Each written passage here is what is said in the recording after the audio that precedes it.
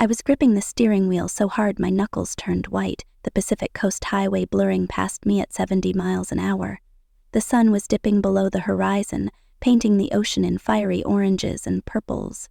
But I wasn't here for the view. My Tesla's dashboard glowed, the GPS calmly directing me toward the Carter Estate in Pacific Heights. I was late thanks to a last-minute crisis at Nexus AI, my company, where a server glitch had nearly derailed a client demo. My heart was already pounding, not just from the rush to get to this dinner, but because I was about to meet Liam Carter's parents. His mother, Victoria, was a name that carried weight in San Francisco's elite circles, a woman whose influence stretched from boardrooms to ballrooms. I'd heard the whispers. She was a gatekeeper, a queen maker, a woman who could make or break you with a single phone call. And tonight, I was walking into her world, the fiancé of her only son, armed with nothing but my wits and a navy moon dress I'd spent hours agonizing over. The road curved sharply, hugging the cliffs, and I eased off the accelerator, my mind replaying Liam's vague warnings. "Mom's intense," he'd said with that easy smile of his, the one that made my knees weak at a tech summit a year ago. "Just be yourself, Sophia. She'll come around." I wanted to believe him, but something in his tone, a flicker of hesitation, had lodged itself in my gut like a splinter. I was Sophia Bennett, CEO of Nexus AI, a company I'd built from a laptop in my garage to a 150-person operation that powered global logistics for some of the biggest names in tech. I'd faced down venture capitalists, skeptical engineers, and sleepless nights coding through ramen-fooled marathons. Surely I could handle one dinner with my future mother-in-law. Then it happened. A jolt, sharp and wrong, like the car had a mind of its own. The brake pedal went soft under my foot, unresponsive. My stomach lurched as the Tesla surged forward, the speedometer climbing past 80. No, I muttered, pumping the brake again. Nothing. The cliff's edge loomed closer, the ocean below a dark, hungry void. My hands flew to the wheel, yanking it hard to avoid a curve, tires screeching as the car fishtailed. A horn blared behind me, an unmarked black SUV, too close, its headlights blinding in my rearview mirror. It swerved, nudging my bumper, and I screamed, the impact shoving me toward the guardrail. Metal scraped against metal, sparks flying as I wrestled the car back onto the road. My heart thundered, adrenaline flooding my veins. I slammed the emergency brake and the Tesla skidded to a stop, inches from the cliff's edge, gravel crunching under the tires. I sat there, gasping, my hands shaking as I clutched the wheel. The SUV roared past, vanishing into the dusk without slowing. Was it deliberate? My mind raced, piecing together the impossible. Someone had tampered with my car. But who? And why now, hours before the most important dinner of my life? I fumbled for my phone, my fingers trembling so badly I could barely unlock it. No signal.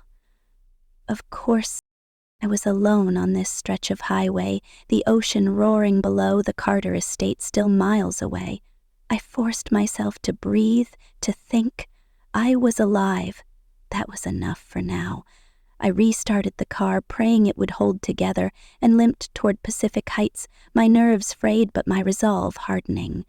Whatever this was, I wasn't going to let it stop me. The Carter Estate wasn't a house.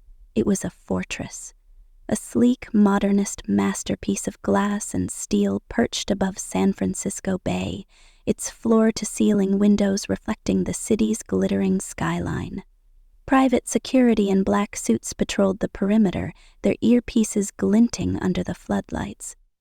I pulled up to the wrought iron gates, my Tesla's dashboard still flashing warning lights from the near crash.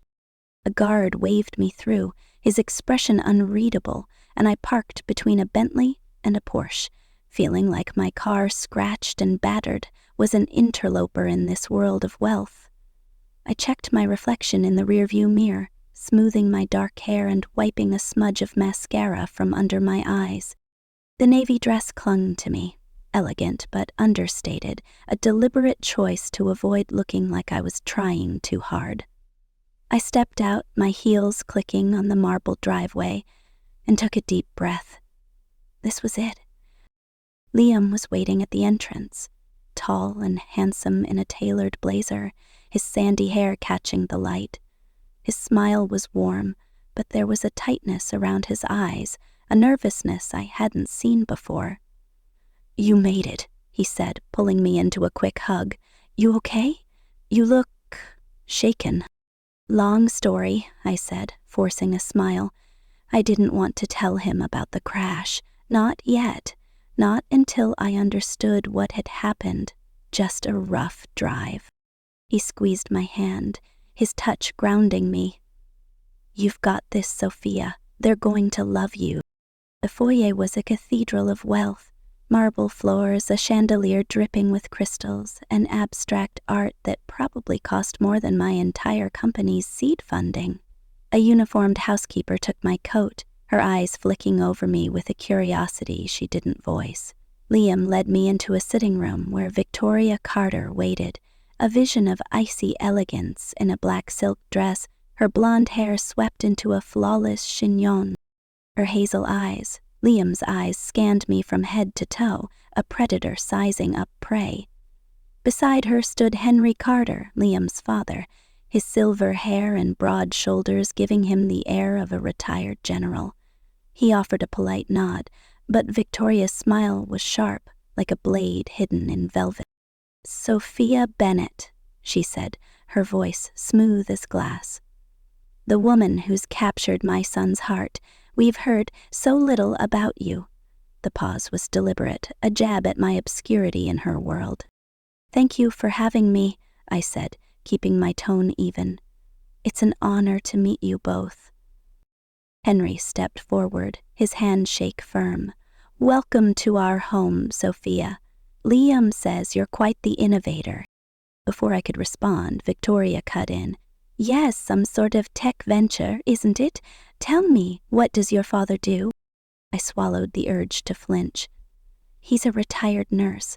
My mother was too. They worked hard to give me a good life in Seattle." "Nurses," Victoria said, as if the word tasted sour. "How noble. No family fortune, then." "Mom," Liam said, his tone light but edged with warning. He guided me to a velvet sofa where a staff member offered champagne in a crystal flute.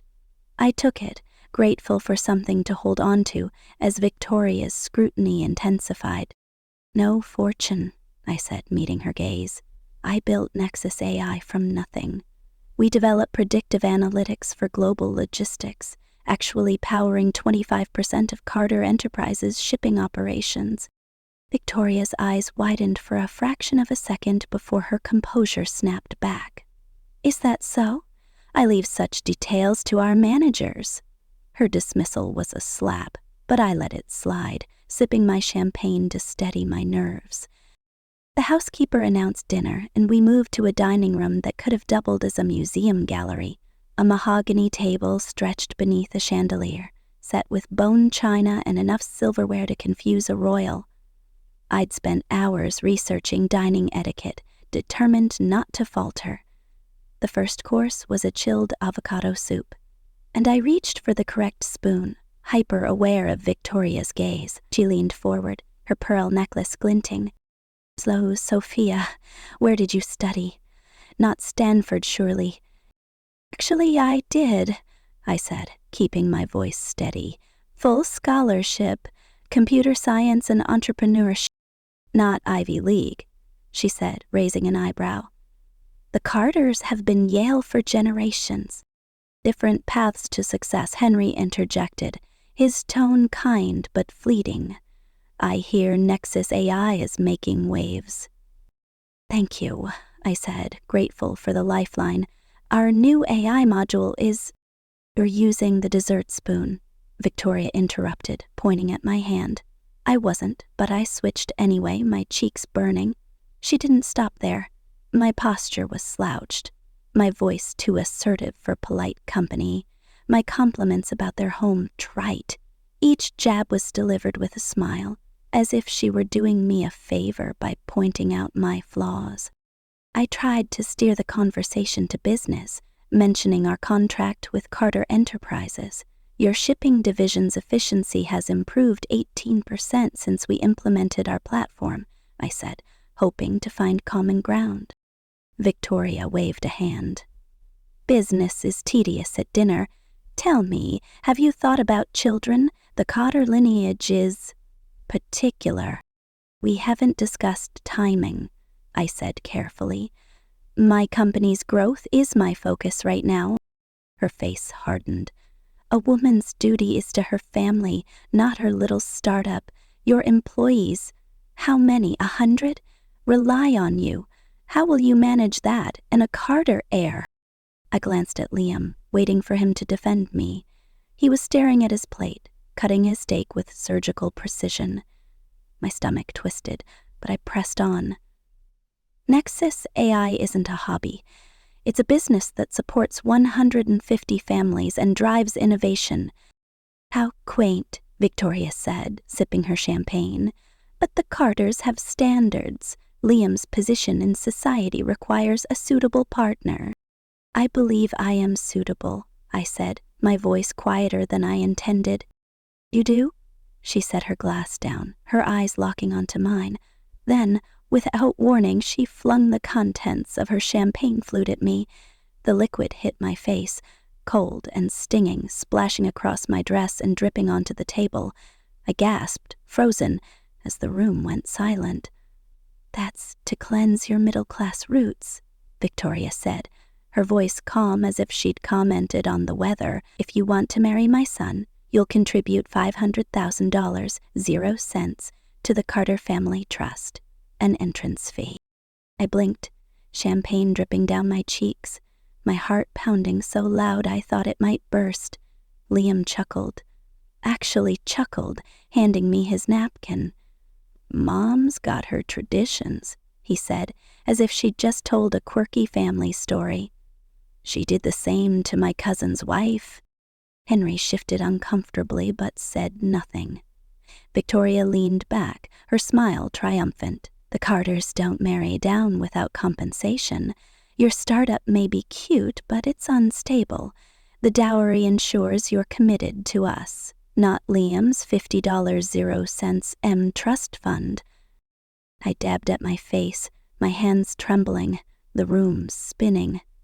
I wanted to scream, to throw the napkin back at her, but I forced myself to stay calm. I didn't realize marriage came with a price tag, I said, my voice shaking but steady. Everything valuable does, Victoria replied. If you love Liam, $500,000 0 cents shouldn't be an issue. The rest of the dinner was a blur. I barely touched the dessert, a chocolate torte that tasted like ash. Victoria prattled on about their upcoming yacht trip to the Mediterranean, while Liam chatted about golf and friends I didn't know.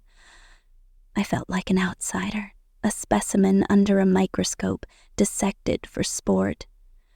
As we left, I tried one last time to salvage something. Mrs. Carter, despite tonight, I hope we can maintain a professional relationship. Your company's partnership is important to Nexus AI. She patted my cheek, her touch cold. Of course, dear. Business is business. The dowry is personal. My assistant will send the account details. The drive back to my apartment in Palo Alto was silent, Liam's BMW humming through the city. I stared out the window, the champagne still sticky on my skin, the near crash replaying in my mind. Had the SUV been connected to this? Was Victoria capable of more than verbal assaults? I waited for Liam to speak, to apologize, to acknowledge the humiliation I'd endured. He didn't. Finally, I broke the silence. Are you going to say anything about what your mother did? He sighed, his hands tightening on the wheel. I told you she's intense. It's just her way. She did the same to my sister-in-law, Pay the dowry and she'll ease up. I stared at him, disbelief washing over me. She threw champagne in my face, Liam. She demanded $500,000 to marry you, and you laughed. Don't be so dramatic, he said, rolling his eyes. It's a family tradition. You can afford it. Nexus is killing it. That's not the point, I snapped. It's degrading, archaic, and you think it's funny. He pulled up to my apartment, turning to face me. If you want to be a Carter, you need to respect our ways. Don't overthink this, Sophia. Just pay it. I got out of the car, slamming the door harder than I meant to. Inside my apartment, I collapsed onto the couch, still in my ruined dress. My phone buzzed, and I flinched, half expecting another threat. It was an email from an unknown address, containing a single line, "Check your phone's security." My heart stopped. I opened my device's logs and found evidence of a breach. Someone had accessed my Nexus AI client database while I was at the Carter estate. Sensitive data, including contract details for Carter Enterprises, had been leaked to a dark web forum. My company's reputation, everything I'd built, was suddenly at risk. I sat there in the dark, the weight of the night crashing down, the sabotaged brakes, the champagne in my face, Liam's betrayal, and now a cyber attack. This wasn't just a family dinner gone wrong. This was war. And I wasn't sure who was pulling the strings, Victoria, Liam, or someone else entirely. But one thing was clear. I wasn't going to pay my way into a family that saw me as less. I was Sophia Bennett, and I'd fought too hard to let anyone, even the Carters, break me. Tomorrow I'd start fighting back, but tonight I let myself cry, the champagne and the fear finally winning. The morning after the Carter dinner, I woke to the acrid taste of champagne still lingering on my lips, my apartment bathed in the gray light of a Palo Alto dawn. My phone buzzed on the nightstand, its screen glowing with an email that made my stomach drop. Victoria Carter's name stared back at me, her subject line as cold as her gaze, urgent, family trust contribution and contract modifications. I opened it, my hands unsteady, and read her demand for $500,000, 0 cents within 15 days, or she'd reconsider Liam's engagement. As if that weren't enough, she tacked on a request for urgent AI system overhauls for Carter Enterprises, a project my team estimated would cost $200,000, 0 cents in unbudgeted work. Her words were polished, professional, but the threat was clear. Comply or lose everything. My fiancé, my business, my future. I tossed the phone onto the bed, my mind replaying the night before, the sabotaged brakes, the champagne in my face, Liam's laughter, the cyber attack on my phone, leaking Nexus AI's client data to the dark web was still an open wound. I'd spent hours after midnight with my cybersecurity lead Raj locking down our servers, but the damage was done. Whispers were already circulating online questioning Nexus AI's stability. I dragged myself to the shower, letting the hot water burn away the fog of exhaustion. I was Sophia Bennett, CEO of a company I'd built from nothing. I'd faced worse than Victoria Carter. But as I dressed in a sharp blazer and jeans, my phone buzzed again, this time with a voicemail from Tech Trend Corp, one of our biggest clients. Their CFO's voice was clipped. "Sophia, we're hearing rumors about Nexus AI's reliability. We need assurances or we're pulling our contract." I froze, my pulse racing. Tech Trend's $3, 0 cents annual deal was a cornerstone of our growth. Losing them would gut our revenue and signal weakness to other clients. I called Raj, who confirmed the rumors traced back to a Carter Enterprises executive lunch where Victoria had casually mentioned Nexus AI's instability. She wasn't just attacking me personally, she was waging war on my company. I sank onto the couch, my laptop open to the dark web forum where our data had leaked. The breach was sophisticated, targeted, and timed perfectly with the dinner. Was it Victoria, Liam, or someone else pulling strings I couldn't see? I needed perspective, so I called Mia, my best friend since our Stanford days. We met at a crowded coffee shop in Menlo Park, the hum of tech bros pitching startups drowning out our conversation. Mia's dark curls bounced as she leaned forward, her eyes wide with concern. "Sophia, you look like you haven't slept. What happened?" I told her everything. The crash, the champagne, the dowry, the hack. Her jaw dropped, but she wasn't surprised. "The Carters are notorious," she said, lowering her voice. "Every in-law pays a dowry. Liam's ex-fiancée Claire shelled out $400,000, 0 cents. Thought it would buy her acceptance. Instead, they forced her to quit her law firm, saying Carter women don't work. She's a barista now, Sophia." "A barista?" I gripped my coffee cup, the heat searing my palms. "Why didn't Liam tell me?" "Because he's complicit," Mia said bluntly. "The Carters see marriage as a transaction. You're not a partner to them. You're an asset to be acquired." Her words hit like a punch. I'd fallen for Liam's charm, his late-night texts, his presence at my product launches. But now I saw the cracks. His silence when Victoria attacked, his laughter at her cruelty. I left the coffee shop, with Mia's warning echoing in my head. "Don't pay, Sophia. It won't stop with the dowry." Back at Nexus AI's headquarters, a sleek glass building overlooking the bay, I threw myself into damage control. Raj and I traced the hack to a phishing email sent to my phone during the Carter dinner, disguised as a calendar invite. Someone had known exactly when I'd be distracted. I called our lawyer, Olivia, a sharp-witted woman who'd navigated us through patent disputes. She reviewed Victoria's email and confirmed the AI overhauls breached our contract's scope, giving us legal grounds to push back. But before I could strategize, my phone lit up with an anonymous email.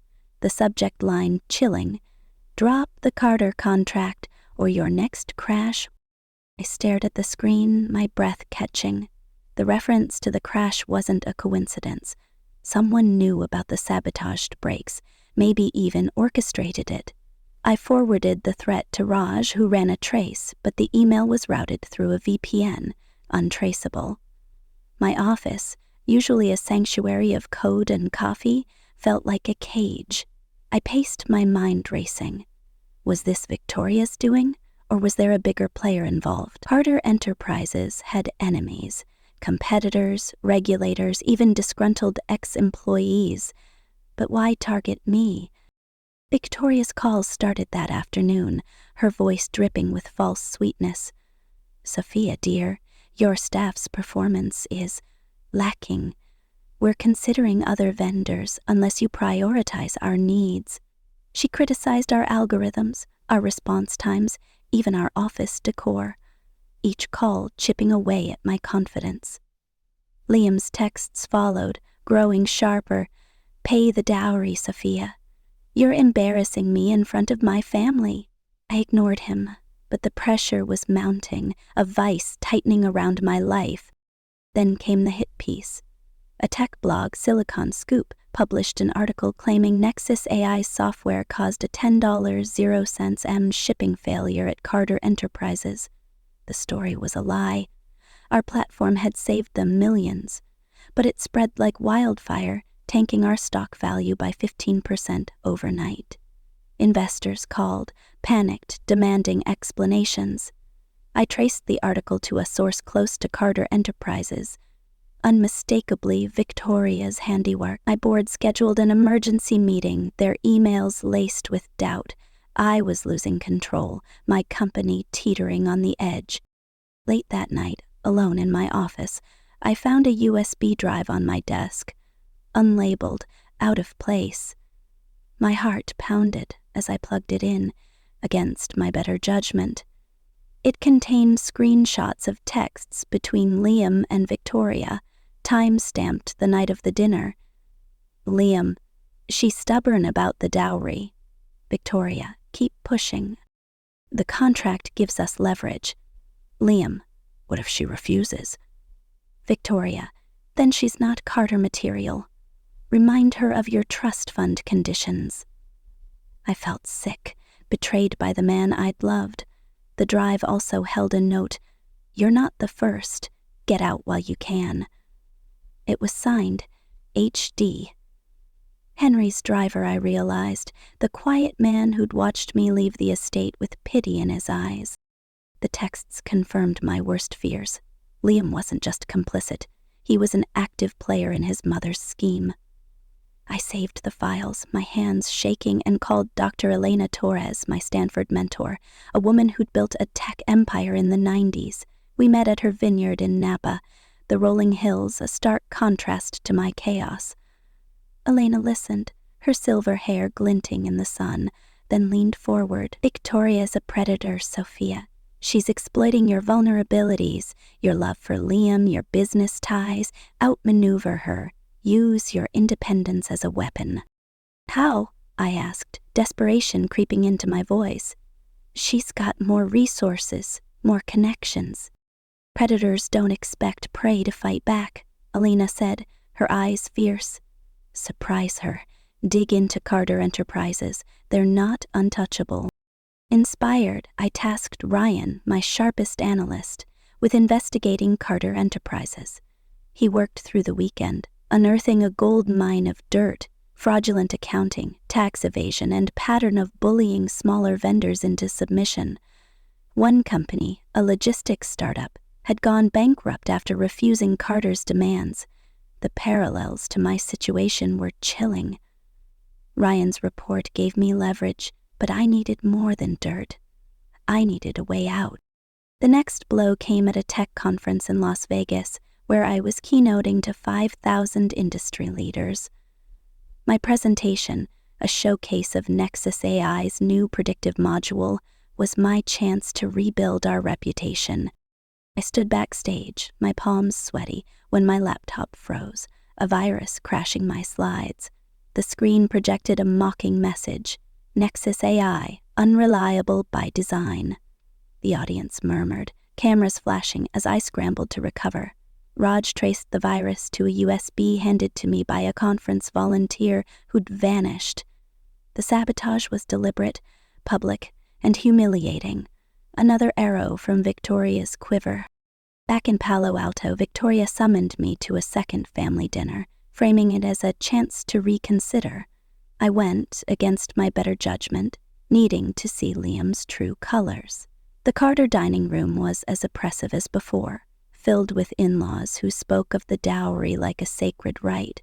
Liam's sister-in-law, Emily, called it an investment in legacy, but her eyes were dull, her voice rehearsed. His uncle's wife, Margaret, said it proved commitment, but her hands trembled as she spoke. They weren't family, they were hostages, bound by money and fear. Henry broke the script, admitting he'd paid a dowry to marry Victoria decades ago. "It was the price of love," he said, earning a glare from his wife. "Enough," Victoria snapped. "Your situation was different." Liam took my hand, his grip too tight.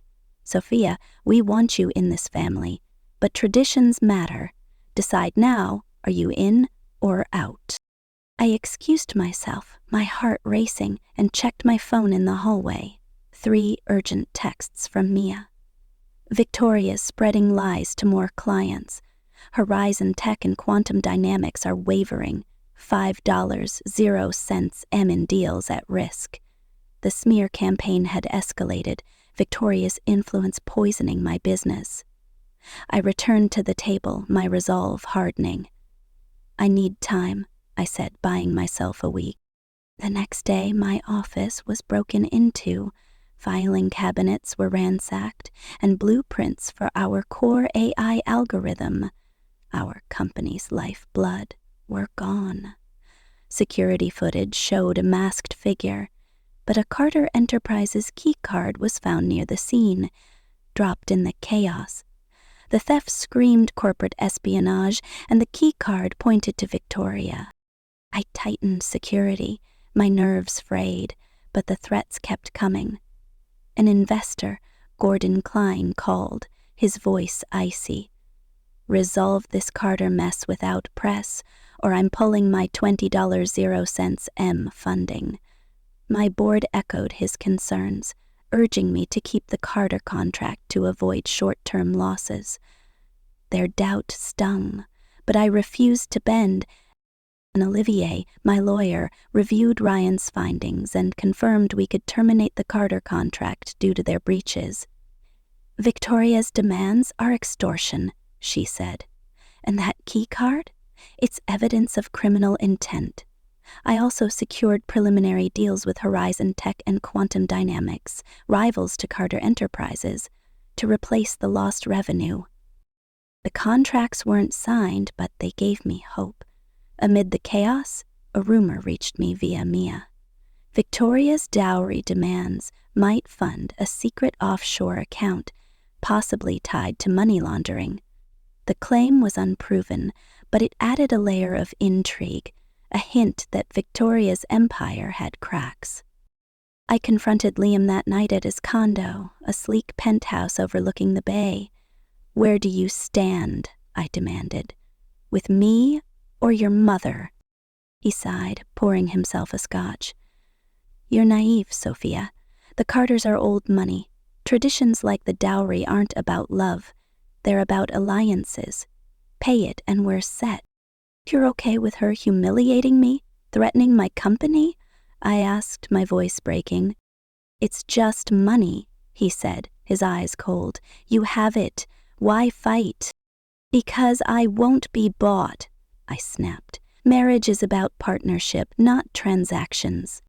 He laughed, a sound that cut deeper than Victoria's champagne. "You're so American, chasing fairy tales. My trust fund's tied to Mom's approval. Without her, I'm nothing. Choose, Sophia, us or your pride." I left, tears burning my eyes, the sapphire ring heavy on my finger. Hours later, an anonymous email arrived, hinting at a Carter Enterprises scandal that could topple their empire. The sender, whistleblower, promised evidence if I met them at a pier in Oakland. It smelled like a trap, but the possibility of exposing Victoria was tempting. I forwarded it to Olivia, who advised caution. I refused Victoria's next dinner invite, instead scheduling a showdown at Nexus AI's headquarters. She agreed, her reply smug. "Come prepared to discuss business and personal matters." My board backed me, but Gordon's threat loomed. I spent the weekend preparing, rehearsing my words, reviewing Ryan's report, and practicing power poses in my office. A cryptic note arrived in my mail, unsigned. Henry's planning to turn on her. Watch closely. It was a lifeline, a hint that Victoria's control wasn't absolute. Monday morning, I stood in our conference room, dressed in a tailored black suit with red heels, my armor against Victoria's venom. She arrived at 9:00 a.m., impeccable in a cream Chanel suit, her confidence unshakable. "Sophia," she said, sitting across from me, "I'm glad you've come to your senses. Liam will be relieved." "You've misunderstood," I said, my voice steady. "We're here to end our business relationship." Her smile faltered, a crack in her facade. "That's unwise. Carter Enterprises is 25% of your revenue, and Liam—" "I've considered Liam," I interrupted, sliding a folder across the table. "Your demands, $500,000, 0 cents uncontracted overhauls, threats to my clients, are extortion. These texts between you and Liam prove it." I opened the folder, revealing the screenshots. "You've also breached our contract, giving us grounds to terminate." Victoria's eyes narrowed, scanning the evidence. "You're making a mistake." "No," I said, my voice rising. "The mistake was trusting you'd respect me. I've secured deals with Horizon Tech and Quantum Dynamics, your competitors.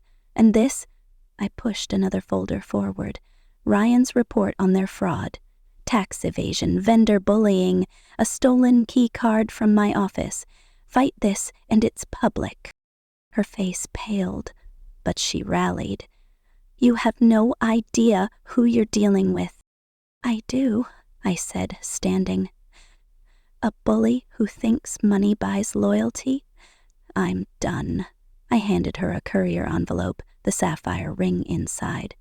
This is for Liam, returned with the dignity you denied me. And that $500,000, 0 cents, I'm donating it to a Women in Tech Scholarship Fund. Victoria stood, her composure fraying. You'll regret this. One call and your career is over. Try it, I said, leaning forward.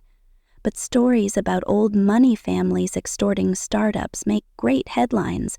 This ends cleanly, or we see how Silicon Valley reacts to your tactics. She stared at me, calculating, then grabbed her purse.